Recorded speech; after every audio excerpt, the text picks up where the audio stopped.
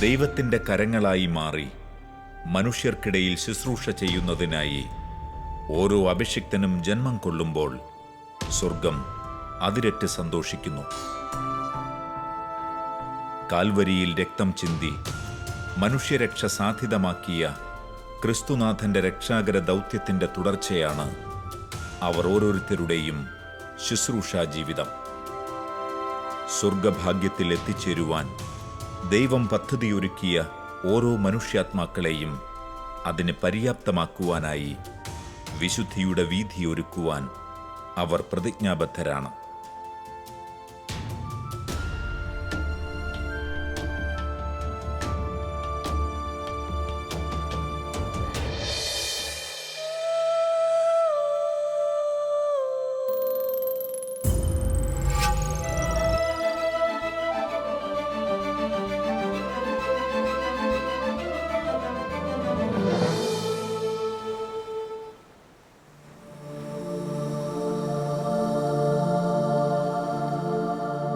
മെത്രാൻ സ്ഥാനത്ത് 1/4 നൂറ്റാണ്ട് തികയ്ക്കുവാനൊരുങ്ങുന്ന പാലക്കാട് രൂപതാധ്യക്ഷൻ അഭിമന്യമാർ ജേക്കബ് മനത്തോടത്ത് പിതാവ് തൻ്റെ വ്യക്തിത്വവും ജീവിതശൈലിയും കൊണ്ട് വ്യത്യസ്തനാണ്.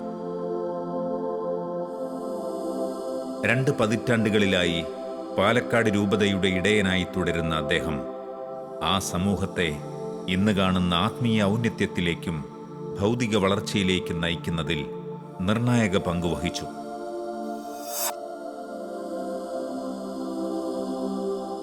അഭിമന്യ പിതാവിൻ്റെ വിദ്യാഭ്യാസ കാലത്തുടനീളം ഒരു മികച്ച മാതൃകാ വിദ്യാർത്ഥിയായി അദ്ദേഹം പരിഗണിക്കപ്പെട്ടിരുന്നു.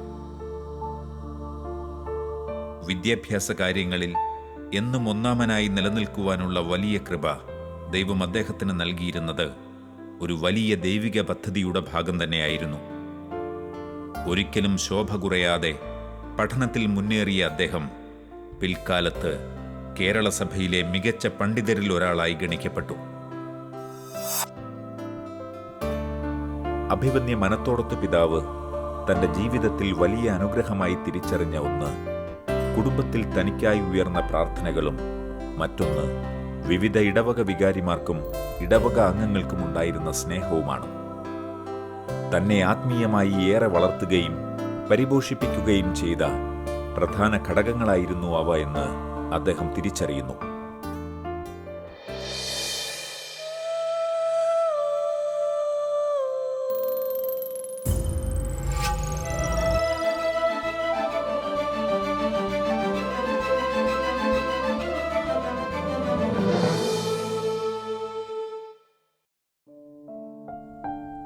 അഭിമന്യ ജേക്കബ് മനത്തോടത്ത് പിതാവിന്റെ സെമിനാരി വിദ്യാഭ്യാസ കാലത്തുടനീളം തനിക്ക് ബലം പകർന്ന ദൈവത്തിന്റെ അദൃശ്യ കരങ്ങൾ അദ്ദേഹം തിരിച്ചറിഞ്ഞിരുന്നു.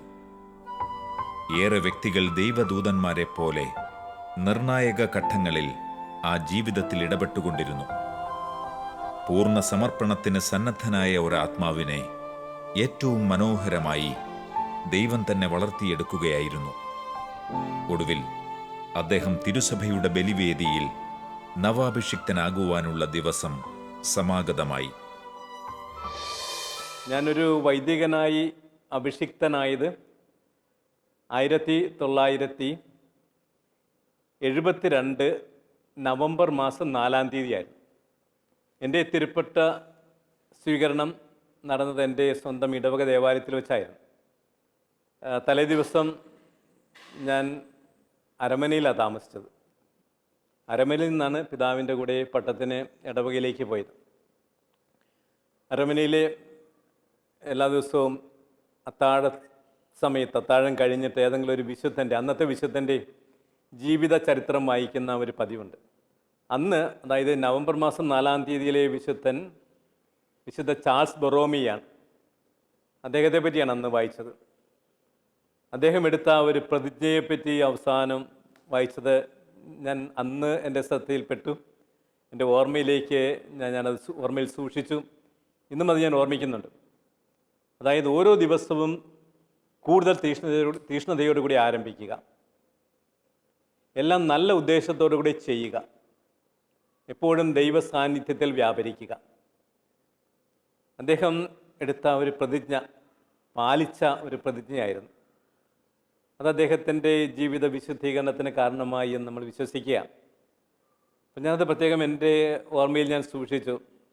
അപ്രകാരം ചെയ്യണം എന്ന് ഞാൻ ആഗ്രഹിച്ചു, ചെയ്യാൻ പരിശ്രമിച്ചിട്ടുണ്ട്. 100% ഒന്നും വിജയിച്ചിട്ടില്ല. ഓരോ ദിവസവും കൂടുതൽ തീക്ഷ്ണതയോടെ ആരംഭിക്കുക, എപ്പോഴും ദൈവ സാന്നിധ്യത്തിൽ വ്യാപരിക്കുക, ചെയ്യുന്നതെല്ലാം നല്ല ഉദ്ദേശത്തോടു കൂടെ ചെയ്യുക. അങ്ങനെ ചെയ്യാൻ എനിക്ക് സാധിച്ചിരുന്നെങ്കിൽ ഞാനൊരു വിശുദ്ധനായിട്ട് തീരുമായിരുന്നു. പക്ഷെ അതിനു വേണ്ടിയിട്ടുള്ള ഒരു ശ്രമം നടത്തിക്കൊണ്ടിരിക്കുകയാണ്.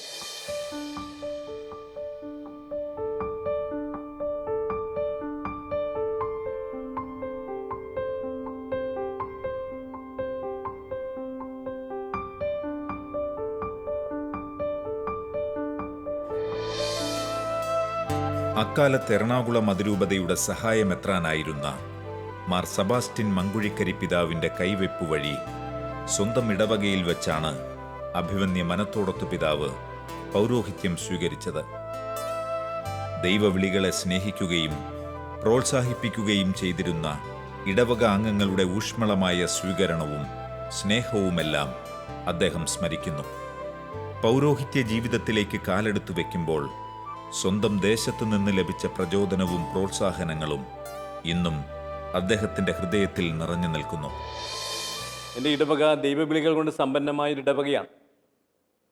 അന്ന് 8 പേര്, 8 3 11 പേര് ആ ഇടവകയിൽ നിന്ന് വൈദികരായിട്ടുണ്ടായിരുന്നു. അപ്പോൾ ആ വൈദിക ഗണത്തിലേക്ക് തന്നെയാണ് ഞാനും പ്രവേശിക്കുന്നത് എന്നുള്ള കാരണം കൊണ്ട് അവരും ഇക്കാര്യത്തിൽ വളരെയേറെ താല്പര്യമെടുത്ത് തിരുപ്പട്ട സ്വീകരണം ഏറ്റവും മംഗളകരമായിട്ട് നടത്തപ്പെടുന്നതിന് വേണ്ട ക്രമീകരണങ്ങളൊക്കെ അവരും നടത്തി. അന്നത്തെ ഞങ്ങളുടെ വികാരിച്ചിനോട് ചേർന്ന് പ്രവർത്തിച്ചുകൊണ്ട് തിരുപ്പട്ടത്തിന് വേണ്ടിയിട്ട് ചെന്നപ്പോഴത്തേക്കും വലിയൊരു സ്വീകരണമാണ് ഇടവക്കാരും എൻ്റെ കുടുംബാംഗങ്ങളും എല്ലാവരും കൂടി എനിക്ക് നൽകിയത്. അതൊക്കെ ഇപ്പോഴും ഞാൻ ഓർമ്മിക്കുക. ഇടവക ദേവാലയത്തിൽ വെച്ച് മങ്കുഴിക്കരി പിതാവ് എനിക്ക് പട്ടം തന്നു. പിതാവ് എന്നോട് പറഞ്ഞു, ഞാൻ ദീർഘമായ പ്രസംഗം നടത്താൻ പോകുന്നില്ല, തിരുപ്പട്ട ക്രമത്തിൽ കൊടുത്തിരിക്കുന്ന പ്രസംഗം വായിക്കാൻ മാത്രമാണ് ഞാൻ ഉദ്ദേശിക്കുന്നതെന്ന് പറഞ്ഞെങ്കിലും പിതാവ് പ്രസംഗത്തിൻ്റെ സമയമായപ്പോൾ 1 മണിക്കൂർ നേരം പ്രസംഗിച്ചു. സുദീർഘമായൊരു പ്രസംഗം പിതാവ് നടത്തി. പിതാവ് വളരെ മനോഹരമായിട്ട് ആ തിരുപ്പട്ട ദാന ശുശ്രൂഷ നടത്തി എന്നെ അനുഗ്രഹിച്ചു. വളരെയേറെ അച്ഛന്മാർ, എൻ്റെ പരിചയക്കാരും ഇടവക്കാരും ഇടവകാംഗങ്ങളുമായിട്ടുള്ള അച്ഛന്മാരും പരിചയക്കാരായ സിസ്റ്റേഴ്സും ഇടവകയിൽ നിന്നുള്ള സിസ്റ്റേഴ്സും എല്ലാവരും ഉണ്ടായിരുന്നു.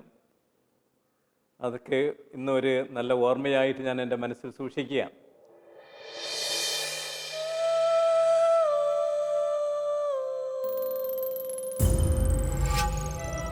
വിശുദ്ധനായ ജോൺ പോൾ II മാർപ്പാപ്പ ഒരിക്കൽ പറയുകയുണ്ടായി, ഒരു യുവാവിന് ലഭിക്കാവുന്ന ഏറ്റവും വലിയ അനുഗ്രഹമാണ് പൗരോഹിത്യം എന്ന് പറയുകയുണ്ടായി. എനിക്ക് ആ വലിയ അനുഗ്രഹം ലഭിച്ചപ്പോൾ എനിക്കും വലിയ സന്തോഷമായി. ഒരു മൺപാത്രത്തിലെ നിധിയാണ് എന്നുള്ള ഒരു ബോധ്യം എനിക്കുണ്ടായിരുന്നു. എന്നാലും ദൈവം ആ ഒരു അവർണ്ണനീയമായ ദാനം എനിക്ക് നൽകിയതിൽ എനിക്ക് വളരെയേറെ സന്തോഷമുണ്ടായി. ദൈവത്തിന് ഞാൻ നന്ദി പ്രകാശിപ്പിച്ചു. ആദ്യത്തെ വിശുദ്ധ കുർബാന അർപ്പിച്ച ആ അനുഭവമൊക്കെ ഇന്നും എൻ്റെ ഓർമ്മയിൽ പച്ചകിടാതെ നിൽക്കുകയാണ്. എല്ലാവരും ആ ശുശ്രൂഷ ഭക്തി നിർഭരമായ വിധത്തിൽ നടത്തപ്പെടുന്നതിന് വേണ്ടി പ്രദർശിപ്പിച്ച ആ താല്പര്യവും സഹകരണ മനോഭാവമൊക്കെ അതിശയിപ്പിക്കുന്നതായിരുന്നു. ഇന്നത്തെ വികാരിച്ചൻ ഒരു പോൾ മുത്തമ്പുഴ എന്ന പേരുള്ള ഒരു വികാരിയായിരുന്നു അന്ന് ഞങ്ങൾക്കുണ്ടായിരുന്നു. അദ്ദേഹം വളരെ ആത്മാർത്ഥതയോടുകൂടി ആ ശുശ്രൂഷ ഭംഗിയായിട്ട് നടത്തപ്പെടുന്നതിന് വേണ്ടതായ ക്രമീകരണങ്ങളൊക്കെ ഇടവകാംഗങ്ങളുടെ സഹകരണത്തോടുകൂടി ചെയ്തു. അങ്ങനെ ഞാനൊരു വൈദികനായി ഞാൻ ഏത് ലക്ഷ്യത്തെയും മുൻനിർത്തിക്കൊണ്ട് എൻ്റെ പ്രയാണം ആരംഭിച്ചു.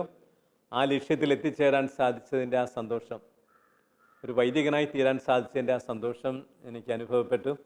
ദൈവത്തിന് ഞാൻ നന്ദി പ്രകാശിപ്പിച്ചു.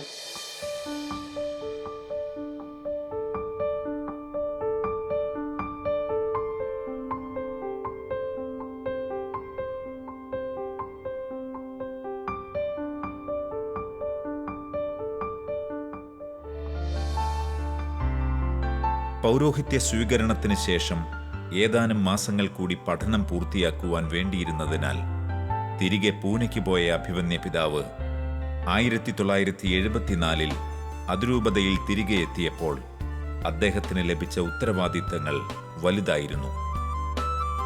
എറണാകുളം കത്തീഡ്രൽ ഇടവകയിൽ സഹവികാരി സ്ഥാനമാണ് ആദ്യം അദ്ദേഹത്തിന് ലഭിച്ചത്. എന്നാൽ തുടർന്ന് ഉത്തരവാദിത്തങ്ങളുടെ ഒരു നിര തന്നെ ദൈവം അദ്ദേഹത്തിനായി കാത്തുസൂക്ഷിച്ചിരുന്നു. ഒരു വിശ്വസ്തനായ ദൈവദാസൻ തന്റെ ഐതിഹാസികമായ യാത്ര അവിടെ ആരംഭിക്കുകയായിരുന്നു. വൈദികനായ ശേഷം തിരികെ സെമിനാരിലേക്ക് പോകേണ്ടതായിട്ടുണ്ടായിരുന്നു. എൻ്റെ പരിശീലന പഠനങ്ങൾ പൂർത്തിയാക്കിയിട്ടില്ലായിരുന്നു. കാരണം 1.5 വർഷം കൂടി കഴിഞ്ഞാൽ മാത്രമേ ആ പഠനം പൂർത്തിയാകുമായിരുന്നുള്ളൂ. MDH ഞാൻ പഠിക്കേണ്ടി വന്നെന്ന് ഞാൻ സൂചിപ്പിച്ചല്ലോ. അപ്പോൾ ആ പഠനം പൂർത്തിയായി ഞാൻ നാട്ടിൽ തിരിച്ചെത്തിയത് 1974 എനിക്ക് ആദ്യമായിട്ട് ലഭിച്ച നിയമനം കത്തീഡ്രൽ ദേവാലയത്തിൽ, അതൊരു ബെസിലിക്കയായിട്ട് ആ വർഷമാണ് ഉയർത്തപ്പെട്ടത്. എറണാകുളത്തുള്ള സെൻറ്റ് മേരീസ് കത്തീഡ്രൽ ബെസിലിക്കയുടെ സഹവികാരിയായിട്ട്, അസിസ്റ്റൻ്റായിട്ട് ഞാൻ നിയമിതനായി. അങ്ങനെ ഒരു നിയമനം കിട്ടിയപ്പോൾ എനിക്ക് വലിയ പേടിയായിരുന്നു. കത്തീഡ്രൽ പള്ളി, എറണാകുളം ടൗണിലുള്ള പള്ളി, അവിടെ വരുന്നവർ ഈ ഹൈക്കോടതി ജഡ്ജിമാരും അഡ്വക്കേറ്റുമാരും അതുപോലെ തന്നെ ഉന്നത സ്ഥാനീയരായിട്ടുള്ള വ്യക്തികളൊക്കെയാണ്. അവിടെ ശുശ്രൂഷ ചെയ്യുക എന്നുള്ളത് ഒരു വലിയ ഭാഗ്യം തന്നെയാണ്. അതേസമയം അതൊരു വലിയൊരു വെല്ലുവിളി കൂടിയാണ്. ദൈവാനുഗ്രഹത്താൽ എനിക്കെൻ്റെ ശുശ്രൂഷ ബുദ്ധിമുട്ട് കൂടാതെ നിർവഹിക്കാനായിട്ട് സാധിച്ചു. ഞങ്ങളുടെ അന്നത്തെ വികാരി ഒരു ജോസഫ് തളിയത്തച്ഛനായിരുന്നു. എൻ്റെ കൂടെ എനിക്ക് ഒരു സീനിയറായിട്ടുള്ള ഒരു അസിസ്റ്റൻ്റ് അച്ഛൻ ഉണ്ടായിരുന്നു. അദ്ദേഹം പോൾ കല്ലുക്കാരൻ എന്നാണ് അദ്ദേഹത്തിൻ്റെ പേര്. അവരൊക്കെ വളരെ സ്നേഹത്തോടെ സൗഹാർദ്ദത്തോടെ എന്നെ പ്രോത്സാഹിപ്പിച്ചതൊക്കെ ഞാൻ ഈ അവസരത്തിൽ ഓർമ്മിക്കുകയാണ്.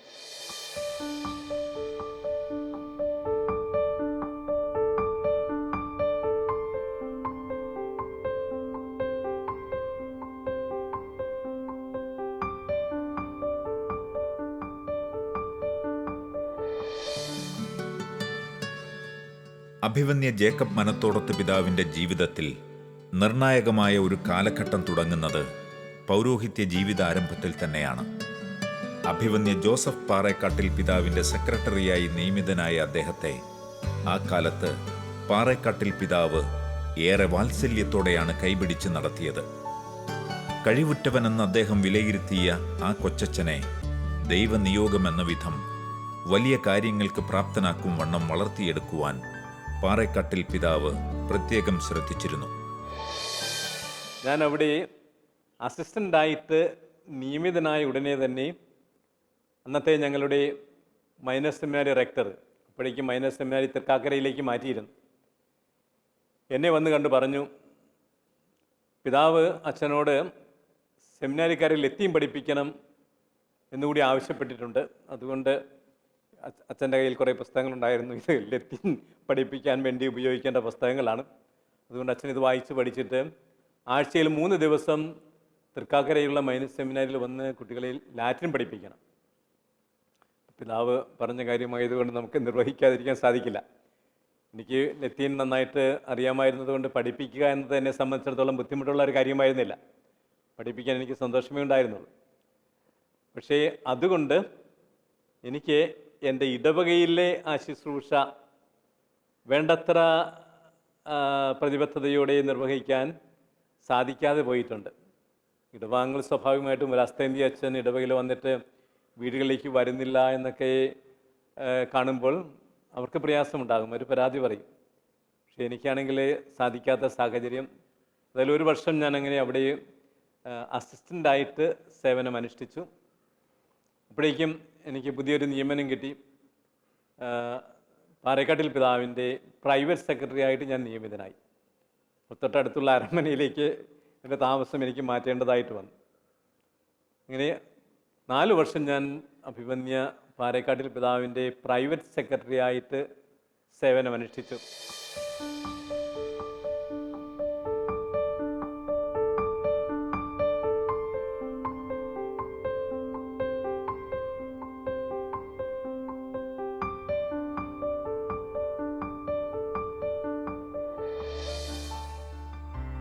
ഏതാനും വർഷങ്ങൾക്ക് ശേഷം മെത്രാൻ സ്ഥാനത്തേക്ക് നിയോഗിക്കപ്പെട്ട ശേഷമുള്ള കാലങ്ങളിൽ ആ ഉത്തരവാദിത്വങ്ങളിൽ തന്നെ സ്വയം പര്യാപ്തനാക്കി തീർത്തത് പാറേക്കാട്ടിൽ പിതാവിന്റെ കീഴിലുള്ള പരിശീലനമാണെന്ന് അഭിമന്യ മനത്തോടത്ത് പിതാവ് സ്മരിക്കുന്നു.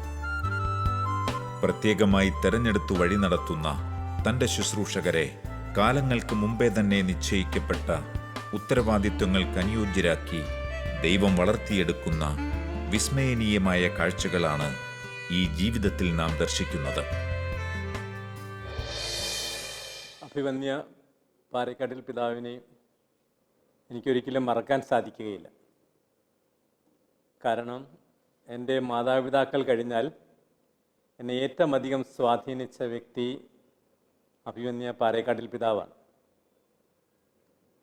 അദ്ദേഹത്തെ എൻ്റെ വളർത്തു പിതാവ് എന്നുപോലും വിശേഷിപ്പിക്കാൻ ഞാൻ മടിക്കുന്നില്ല. കാരണം അത്രമാത്രം എന്നെ വളർത്തിയ, എനിക്ക് പ്രോത്സാഹനവും എനിക്ക് ആവശ്യമായ നിർദ്ദേശങ്ങളുമെല്ലാം തന്ന് എന്നെ അത്രമാത്രം വളർത്തിയ വ്യക്തിയാണ് പാറേക്കാട്ടിൽ പിതാവ്.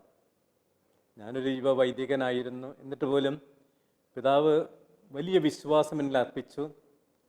ആ വിശ്വാസത്തിനനുസരിച്ച് ഉയർന്ന് പ്രവർത്തിക്കാൻ ഞാനും ആത്മാർത്ഥമായിട്ട് പരിശ്രമിച്ചിട്ടുണ്ട്. പിതാവ് ചില അവസരങ്ങളിൽ ഇടയലേഖനങ്ങൾ പോലും എന്നെക്കൊണ്ട് എഴുതിപ്പിച്ചിട്ടുണ്ട്. ഞാൻ ആ ഇടയലേഖനങ്ങൾ എഴുതി കൊടുത്തപ്പോൾ ഇത് വളരെ നന്നായിരിക്കുന്നു എന്ന് പറഞ്ഞ് ചില തിരുത്തലുകളൊക്കെ ചൂണ്ടിക്കാണിച്ച് തന്നിരുന്നു എങ്കിൽ പോലും വളരെയേറെ പ്രോത്സാഹിപ്പിച്ചാണ് എന്നോട് പിതാവ് പ്രതികരിച്ചത്. അതെല്ലാം എൻ്റെ വളർച്ചയിൽ വളരെയേറെ എന്നെ സഹായിച്ച ഘടകങ്ങളാണ്. അരമനയിലുള്ള താമസം, അതും എൻ്റെ ജീവിതത്തിൽ എനിക്കൊരിക്കലും മറക്കാൻ സാധിക്കാത്ത ഒരു അനുഭവമാണ്. പ്രഗത്ഭരായ വളരെയേറെ സീനിയേഴ്സായിട്ടുള്ള അച്ഛന്മാരോട് കൂടെയുള്ള ആ ഒരു കൂട്ടായ്മയിലുള്ള താമസം, അഭിമന്യ മങ്കുഴിക്കരി പിതാവും അന്നവിടെ ഉണ്ടായിരുന്നു. അവരോട് ഒരുമിച്ചുള്ള കമ്മ്യൂണിറ്റി ലൈഫ്, അതും എന്നെ വളരെയേറെ എൻ്റെ ജീവിതത്തിൽ എൻ്റെ വളർച്ചയിൽ സ്വാധീനിച്ചിട്ടുണ്ട്. എനിക്ക് ദൈവം നൽകിയ ഒരു വലിയ അനുഗ്രഹമായിട്ട് ഞാൻ കാണുന്നത് ഒരിടത്തും ഒറ്റയ്ക്ക് കഴിയേണ്ടതായിട്ട് വന്നിട്ടില്ല എന്നുള്ളതാണ്. ഒരു വർഷം ഞാൻ ചെമ്പ് ഇടവകയിലെ വികാരിയായിട്ടിരുന്ന അവസരത്തിൽ മാത്രമാണ് എനിക്ക് ആ പ്രെസ്ബിറ്ററിയിലെ വൈദിക ഭവനത്തിൽ ഒറ്റയ്ക്ക് കഴിയേണ്ടി വന്നിട്ടുള്ളത്. അതല്ലെങ്കിൽ എല്ലായ്പ്പോഴും ഒരു വൈദിക കൂട്ടായ്മയിൽ ജീവിക്കാനുള്ള വലിയ ഭാഗ്യം ദൈവം എനിക്ക് പ്രദാനം ചെയ്തു. ഇപ്പോഴും ഒരു വലിയ കൂട്ടായ്മയിലാണ് ഞാൻ ജീവിക്കുന്നത്. അത് വളരെ വലിയൊരു അനുഗ്രഹമായിട്ട് ഞാൻ കരുതുകയാണ്.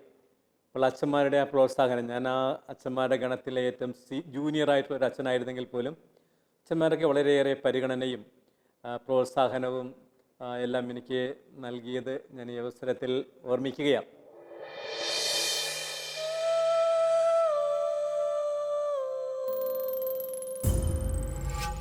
പിന്നീട് ദൈവത്തിൻ്റെ പരിപാലനയിൽ ഞാനൊരു മെത്രാനായി കഴിഞ്ഞപ്പോൾ ഞാൻ ചെയ്യേണ്ട കാര്യങ്ങൾ എന്തെല്ലാമാണ്, എങ്ങനെയൊക്കെയാണ് ഞാൻ എഴുത്തുകളൊക്കെ എഴുതേണ്ടത്, ആർക്കെല്ലാമാണ് എഴുത്തുകൾ എഴുതേണ്ടത് എന്നതിനെപ്പറ്റിയൊക്കെ ആരോടും എനിക്ക് ചോദിക്കേണ്ടതായിട്ട് വന്നില്ല. കാരണം ഈ 4 വർഷം പാറേക്കാട്ടിൽ പിതാവിൻ്റെ പ്രൈവറ്റ് സെക്രട്ടറി ആയിട്ട് പ്രവർത്തിച്ചത് വഴി ആ കാര്യങ്ങളൊക്കെ എനിക്ക് മനസ്സിലാക്കാനായിട്ട് സാധിച്ചു. പിതാക്കന്മാരെ അനുഭവിക്കുന്ന ബുദ്ധിമുട്ടുകളും ഒരു സെക്രട്ടറി എന്ന നിലയിൽ എനിക്ക് ആ കാലത്ത് മനസ്സിലാക്കാനായിട്ട് സാധിച്ചിട്ടുണ്ട്.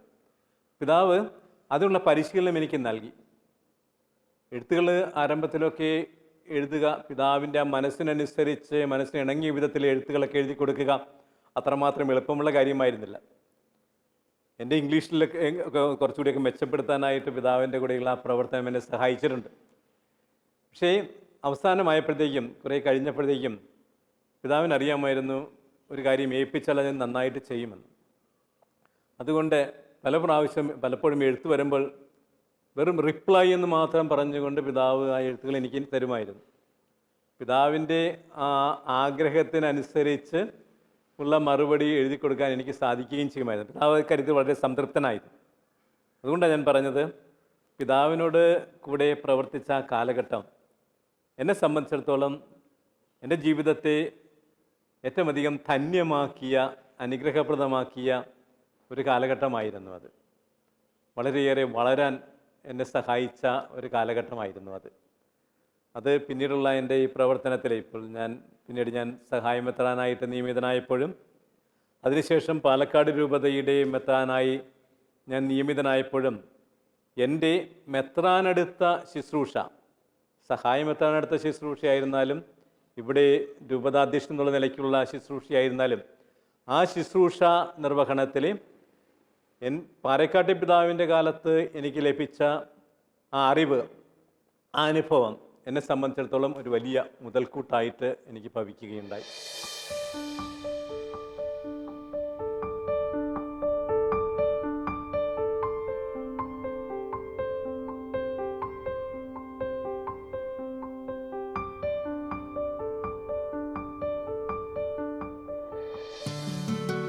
ആദ്യം കത്തീഡ്രൽ പള്ളിയിലും ഒപ്പം സെമിനാരിയിലും തുടർന്ന് അരമനയിലും ഏതാനും വർഷങ്ങൾ നീണ്ടുനിന്ന അനുഗ്രഹീതമായ ഒരു ശുശ്രൂഷ കാലഘട്ടം പിന്നിട്ട അഭിമന്യ പിതാവ് പിന്നീടുള്ള കുറച്ചു വർഷങ്ങൾ ചെലവഴിച്ചത് റോമിലാണ്. ഉപരിപഠനത്തിനായി അദ്ദേഹം അങ്ങോട്ട് അയക്കപ്പെടുകയായിരുന്നു. വലിയ ലക്ഷ്യങ്ങൾക്കായി ദൈവം രൂപം നൽകിയ ആ മികച്ച ശുശ്രൂഷകന്റെ തുടർകാലങ്ങളിലേക്കായി കൂടുതൽ വിശാലമായ അറിവിൻ്റെയും കാഴ്ചപ്പാടുകളുടെയും സമ്പത്തുണ്ടായിരിക്കുക എന്നത് ദൈവഹിതമായിരുന്നു. പ്രസിദ്ധമായ ഗ്രിഗോറിയൻ യൂണിവേഴ്സിറ്റിയിലാണ് ഞാൻ പഠിച്ചത്. അതും ഒരു വലിയ ഭാഗ്യമായിട്ട് ഞാൻ കരുതുകയാണ്. വളരെ നല്ല പ്രൊഫസേഴ്സിനെയൊക്കെ, പ്രഗത്ഭരായ പ്രൊഫസേഴ്സിനെയൊക്കെ പരിചയപ്പെടാനുള്ള ഒരവസരം എനിക്ക് ലഭിച്ചു. എന്നിട്ട് നല്ലൊരു ഡോക്ടറേറ്റ്, ഒരു ഈശോസഭ വൈദികനെ, അവിടെയുള്ളവരെല്ലാവരും തന്നെ ഈശോസഭ വൈദികരാണ്, പ്രൊഫസേഴ്സ്. അവരിൽ ക്രോളിയൂസ് ആരി എന്ന് പറയുന്ന ഒരു ഹോളണ്ടുകാരനായിരുന്നു എൻ്റെ തീസിസിൻ്റെ ഡയറക്ടർ. തീസിസിന് വേണ്ടി ഞാൻ തിരഞ്ഞെടുത്ത വിഷയം inculturation of the local churches according to the teaching of Pope Paul the sixth. അതായിരുന്നു എൻ്റെ വിഷയം. അപ്രകാരം ഒരു വിഷയം തിരഞ്ഞെടുക്കുന്നതിനും പാറേക്കാട്ടിൽ പിതാവ് എനിക്ക് പ്രോത്സാഹനം നൽകിയെന്ന് മാത്രമല്ല, ആ വിഷയത്തെ അധികരിച്ച് ഡോക്ടറേറ്റ് എടുക്കുന്നതിന് സഹായകമായ ചില ഗ്രന്ഥങ്ങൾ പോലും പിതാവ് റോമിൽ വന്നപ്പോൾ കൊണ്ടുവന്ന് തരികയുണ്ടായി. ചില വേണ്ടതായ മാർഗനിർദ്ദേശങ്ങളും പിതാവ് എനിക്ക് നൽകി. ഞാൻ താമസിച്ചത് അവിടെയുള്ള ഡാമഷ്യൻ കോളേജിലായിരുന്നു. ഇന്ന് മലയാളികളും കുറേ ഈ ആറബ്സ് ആയിട്ടുള്ള അച്ഛന്മാരും ആണ് അന്ന് ആ കോളേജിലുണ്ടായിരുന്നത്. അന്ന് എൻ്റെ ആ പഠനകാലത്ത് ആ കോളേജിലുണ്ടായിരുന്ന വൈദികരിൽ 12 പേരെങ്കിലും ഇന്ന് മെത്രാന്മാരായി ശുശ്രൂഷ ചെയ്തുകൊണ്ടിരിക്കുക. അവരുമായിട്ടൊക്കെയുള്ള ഒരുമിച്ചുള്ള താമസവും വലിയൊരു അനുഗ്രഹമായിരുന്നു. റോമിൽ പോയി പഠിക്കാൻ സാധിച്ചതുകൊണ്ട് സഭയുടെ ആ സാർവത്രികതയെ പറ്റിയുള്ള ഒരു അവബോധം കൂടുതൽ ശക്തിപ്പെടുത്താനായിട്ട് എനിക്ക് ഇടയായിട്ടുണ്ട്.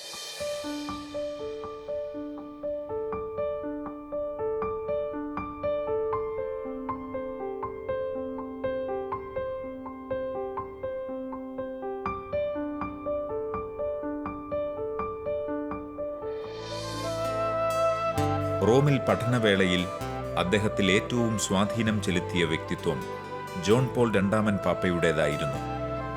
അക്കാലത്തും പിന്നീടും പലതവണ കണ്ടുമുട്ടുവാനും ഒരുമിച്ചിരുന്ന് ദിവ്യബലി അർപ്പിക്കുവാനും ഭക്ഷണം കഴിക്കുവാനും സിനഡിൽ പങ്കെടുക്കുവാനും കഴിഞ്ഞിരുന്ന മഹാനായ ആ പാപ്പയെക്കുറിച്ചുള്ള അഭിമന്യ പിതാവിൻ്റെ ഓർമ്മകൾ ഏറെ ജീവസുറ്റതാണ്. ഞാൻ റോമിലായിരുന്ന അവസരത്തിലാണ് ഇപ്പോൾ വിശുദ്ധനായിട്ട് പ്രഖ്യാപിക്കപ്പെട്ട ജോൺ പോൾ രണ്ടാമൻ മാർപ്പാപ്പയ്ക്ക് വെടിയേൽക്കുന്നത്. ഞങ്ങളന്ന് തൊട്ടടുത്താണ് ഞങ്ങളുടെ ഈ ഡമഷ്യൻ കോളേജ്. ഈ വാർത്ത കേട്ട ഉടനെ ഞങ്ങൾ ഓടി സെൻറ്റ് പീറ്റേഴ്സ് സ്ക്വയറിലേക്ക് ചെന്നപ്പോൾ പിതാവിനെയും കൊണ്ട് ജെമെല്ലി എന്ന് പറയുന്ന ഒരു ആശുപത്രിയിലേക്ക് പോയി കഴിഞ്ഞിരുന്നു. പിതാവ് വെടിയേറ്റ ആ സ്ഥലത്ത് മാതാവിൻ്റെ ഒരു രൂപം വെച്ച് എല്ലാവരും ഇങ്ങനെ കരഞ്ഞ് പ്രാർത്ഥിക്കുകയായിരുന്നു. വലിയൊരു ജനക്കൂട്ടം അവിടെ ഉണ്ടായിരുന്നു. ഈ മാർപ്പാപ്പയ്ക്ക് ഒന്നും സംഭവിക്കാതിരിക്കുന്നതിന് വേണ്ടി എല്ലാവരും മാതാവിനോട് കരഞ്ഞ് പ്രാർത്ഥിക്കുകയായിരുന്നു. അപ്പോൾ ആ പ്രാർത്ഥനയിൽ കുറച്ച് സമയം പങ്കെടുത്തത് ഈ അവസരത്തിൽ ഞാൻ ഓർമ്മിക്കുകയാണ്. ഒരിക്കലും മറക്കാൻ സാധിക്കാത്ത ഒരു അനുഭവമാണ്. പിന്നീട് അതിൻ്റെ ദൃശ്യങ്ങളൊക്കെ ടെലിവിഷനിലൂടെ കാണുമ്പോൾ എത്ര മാരകമായ ഒരു സാഹചര്യമായിരുന്നു പിതാവിനെ സംബന്ധിച്ചിടത്തോളം. അത് എത്രമാത്രം അപകടകരമാകാമായിരുന്നൊരു സാഹചര്യമായിരുന്നു. എന്നിട്ടും പരിശുദ്ധ അമ്മയുടെ പ്രത്യേകമായ മാധ്യസ്ഥ സഹായം വഴി പിതാവ് രക്ഷ പ്രാപിച്ചു. അതേപ്രതി ദൈവത്തിന് നന്ദി പ്രകാശിപ്പിക്കാൻ ഉള്ള ഒരു അവസരമായിട്ടത് മാറി.